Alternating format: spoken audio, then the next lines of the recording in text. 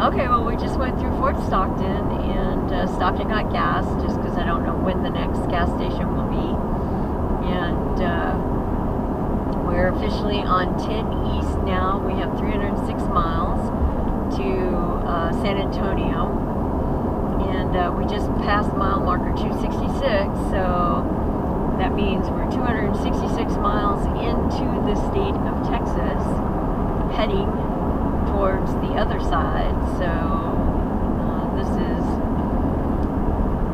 Interstate 10. Well, 10 and 20 both are 2-day drives across the state, just because it's 24 hours actual driving. I mean, if it's two people, then you can drive it in a day. If it's just one person, you'll have to drive it in 2 days, because it's just dangerous to stay awake for 24 hours and not get some sleep. So we're going to stop at the safety area. I don't know, this side of Warren, wherever it was that we stopped last time. We're going to stop there. It's 10:21 a.m. So we'll drive and then, pull over and stay the night. We'll both eat when we get there so that we have a chance to have all the comforts of home nearby anyway, flushing toilets and all that kind of stuff. And then we'll spend the night and then drive on into San Antonio tomorrow to Rhiannon's. And anyway, I'll check back in when there's something to talk about. Stay woo. It's actually kind of amazing, but since we hit Interstate 10, we're not driving into a perpetual dust cloud. That's kind of interesting. It's back over here to the left from us, back north. So that's kind of interesting. It's just sunny and not dusty. So that's pretty cool. Anyway, yeah, just thought I'd point that out. Tailwind, driving the speed limit, under 2,000 RPMs, no dust in the air to speak of, not like there was back there. Yeah, so Interstate 10 must be the cutoff for dusty air and not dusty air. So, anyway, yeah, check back in later when there's something to talk about.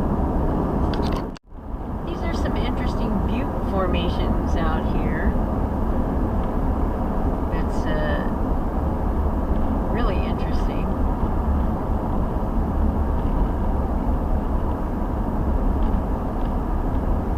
I don't think I've seen them like this anyplace else.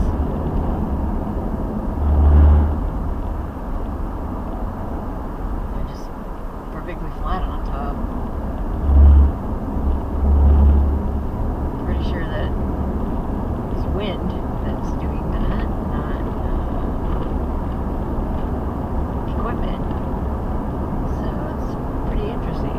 We got wind farming going on over here on the left. So these butte formations are just kind of interesting. Thought you'd like to see them. Well, I just set the GPS for my daughter's address, and it says that we should be at her house before 4. Of course, we're going to have to stop and get gas a couple of times, but that should put us at her house 5 o'clock-ish or something like that. From Reed. So No, ma'am, that's fine. I think we may go ahead and drive in. Well, we just went through Sonora. If you're ever in West Texas off of I-10, the Sonora Caverns are there, and they are an interesting tour. They're not as fabulous as the Carlsbad Caverns are and other caverns that I've been in, but there are some unique properties to the caverns here at Sonora. and one of them is that one of the caverns has a substance inside that is only produced in these caverns right here. It's not produced in any of the other caverns, and it's a substance that when I toured it in 2010, that they were talking about was coming under study for treatment of some kind of cancer. So I thought that was really interesting, and it's the home of the butterfly formation. That's a natural formation in the cavern. So it's interesting if you like going underground and seeing those kinds of things. It's pretty interesting. So I would highly recommend it if you're in West Texas, around Sonora, to pop off and see the Sonora Caverns. There's lots of roadkill on this interstate. Not too far back, I saw some unprocessed bacon on the side of the road. They're kind of easy to spot because they have that woolly kind of looking hair. I don't know, I guess you call it hair. But the wild boars are easy to spot when they're on the side of the road because they have that weird kind of hair on them. But there's been a raccoon and a bunch of skunks and looked like a small fox or something not too far back. So I guess because there's more foliage around here, tree type foliage, that's actually green, and I guess that gives way to better underbrush for creatures like that to find something to eat in it. And so anyway, but there's been a lot of roadkill along here. The unprocessed bacon, I think that's the first time I've ever seen. No, it's the second time I've seen one of them on the side of the road, but you know, along with the Texas alligators, which are the rubber pieces that come off the tires of trucks and, you know, that kind of stuff. Along with that, there actually are some real animals that are getting killed alongside the road. So it's just interesting how many animals do get killed on this road. I guess because the headlights are the only thing that's here at night, are the headlights, and those animals are just going about their business trying to get to the other side of the road, I guess. So anyway, I'll talk again when there's something to talk about. Stay woo-woo. I think the more interesting thing is with the roadkill is that there's no vultures, there's no crows, there's no carrion kind of birds that are picking at it. So that's kind of interesting because normally you see that, but I guess not along Interstate 10. That's interesting because it doesn't seem to be too heavily traveled road, at least today it doesn't. But the fact that there's a conspicuous absence of vultures and other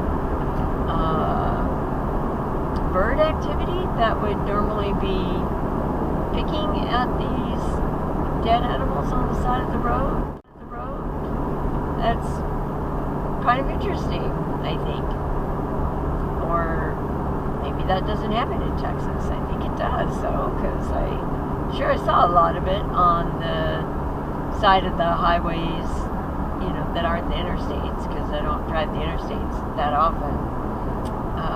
But I'm sure that I've seen some. So anyway, so we're 159 miles out from San Antonio, so I think we're just going to go ahead and go on into my daughter's, because it doesn't make sense to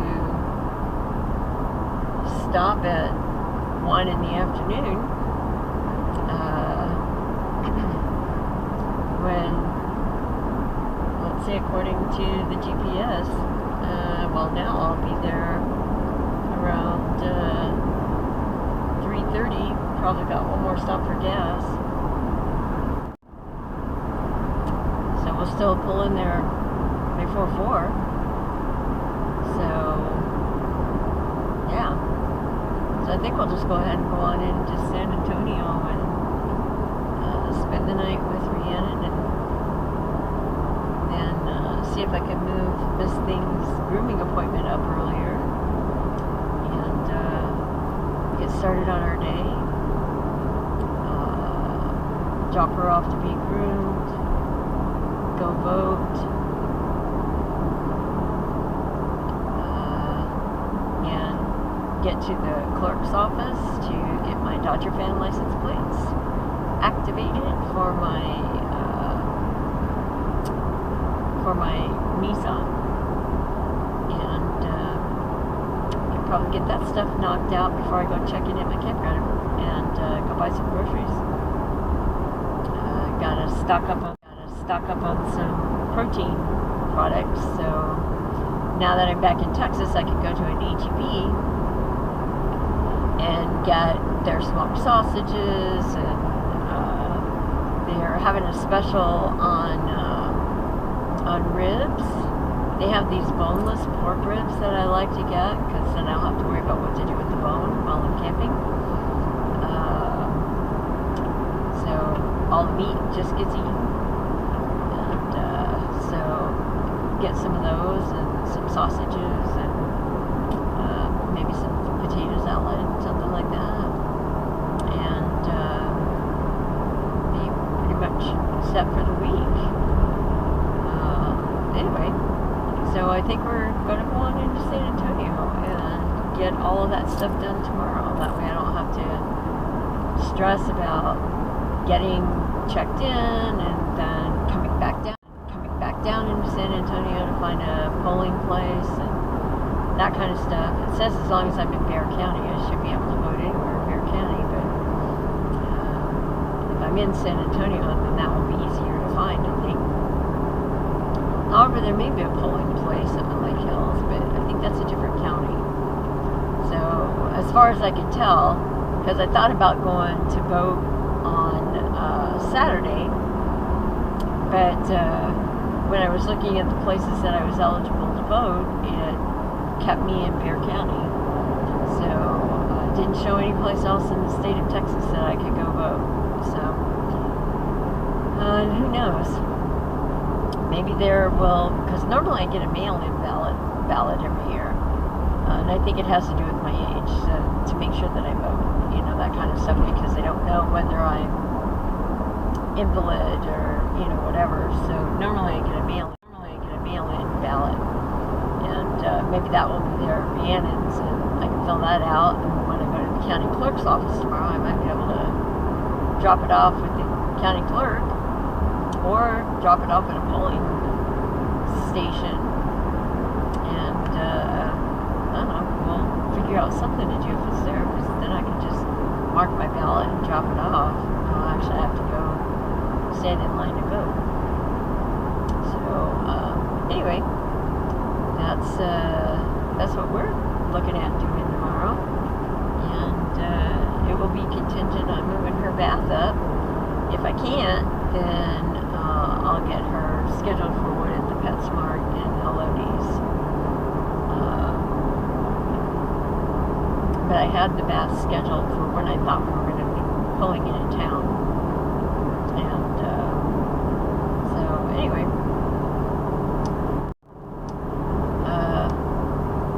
can't think of anything else to say right now, except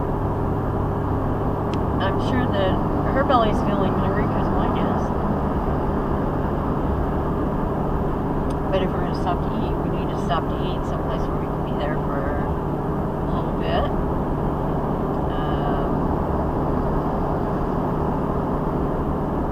So anyway, I'll talk later when there's something else to talk about. So there's my lunch heating in the window. When I was painting houses, I think I might have mentioned this before, when I was painting houses working my way through college as an undergrad, I learned from the man that I was apprenticing with for painting houses about shoving your food up in the windshield on the dashboard of your car, and it will heat. And as you can tell, there's lots of moisture in there, so it means that is heated already, and I could probably eat it now, considering it was refrigerated when we left this morning from Pecos. It's my leftover spinach feta cheesy bread, and that will be what I eat. I have some food for her.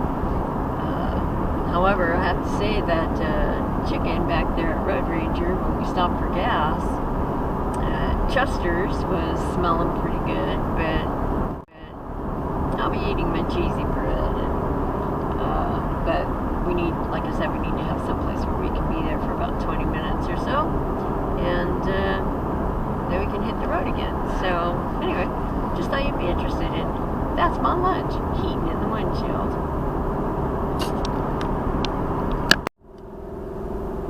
Okay, so the good news is that I called Thousand Trails Lake Medina, and they're going to let me check in today.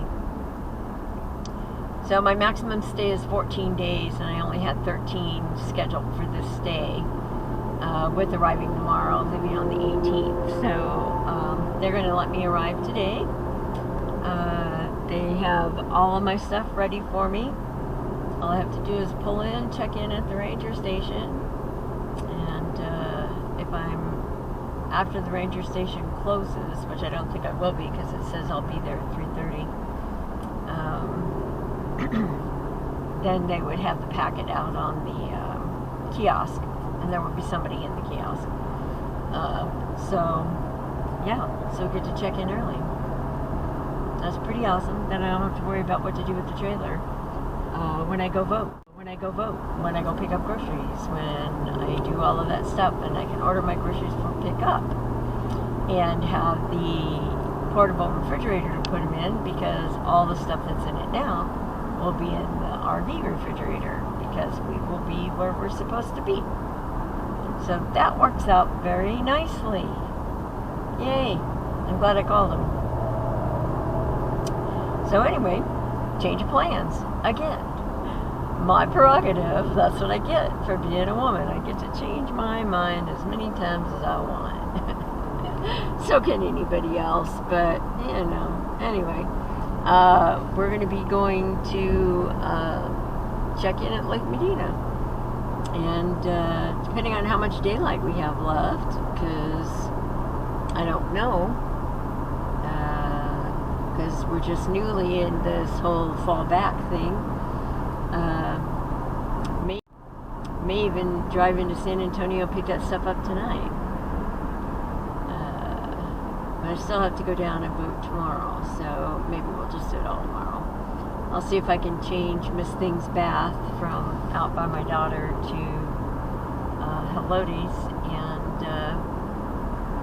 go from there. So I can drop her off for her bath. I can go vote, pick up the groceries, go over to my daughter's, pick up, maybe I'll wait until I get Winky back from her bath, and then we'll go over to my daughter's and pick up that stuff.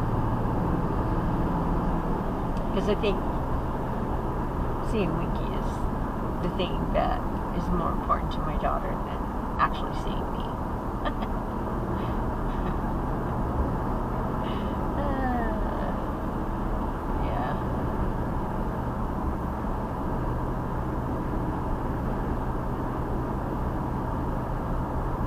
I guess it's because she talks